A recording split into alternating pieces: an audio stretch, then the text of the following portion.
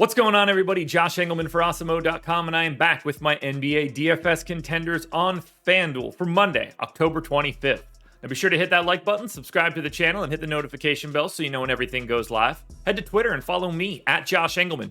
Only place you're going to get updates to my sim results as we get closer to lock. I want you to know, let me know in the comment section, who's your favorite and least favorite of my contenders for today's slate. And finally, shout out to PrizePicks for being the presenting sponsor of the contenders. Use the promo code Awesemo when signing up. You can see it on the screen. Get a $100 instant match deposit bonus.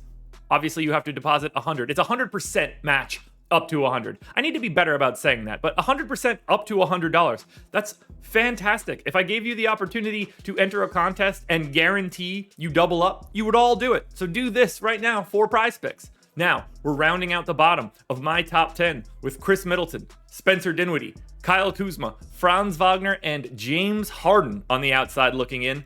Who will be my favorites? My top 5 plays for today? It's time to find out. First up at number 5, I'm going Reggie Jackson. He's point guard, shooting guard eligible, 5,600, projected for 31. Goal is 38, which he hits about 20% of the time, 24% likelihood to be in the optimal lineup.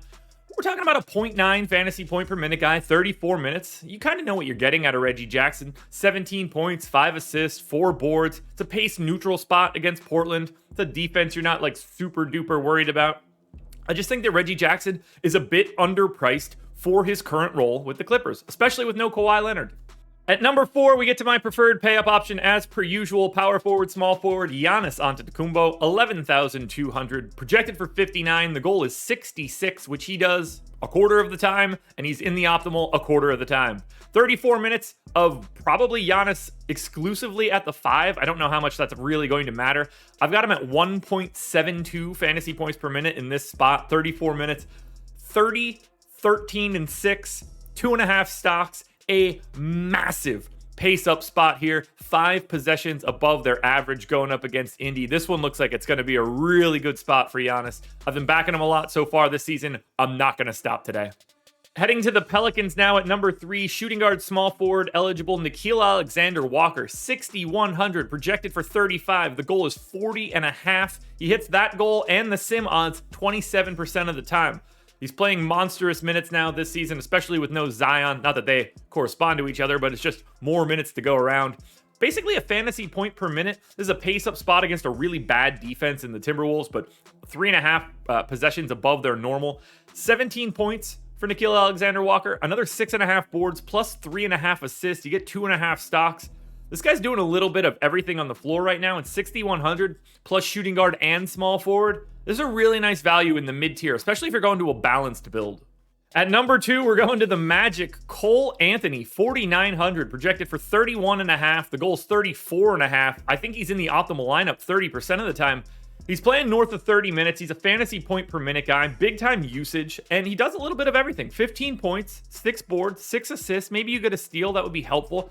Very difficult matchup against the Miami defense. It's going to be a little bit slower. Well, the matchup in general is slow. It's not like Orlando's fast either. But, 97 pace for this one is tough to want to get to. But Cole Anthony is underpriced. He's playing big minutes. They don't really have many other alternatives, particularly in the guard spot right now. If Gary Harris continues to be out, he is questionable for today. It looks even better.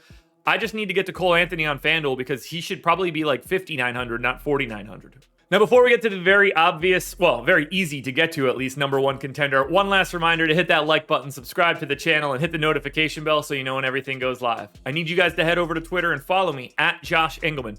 I will post my updates to my sim results Monday through Friday. You do not want to miss them. I need to know in the comment section who your favorite and least favorite contenders are. Do you see anybody that you're not really interested in? I want to know that stuff. And again, shout out to PrizePicks for being the sponsor. Now, on to number 1.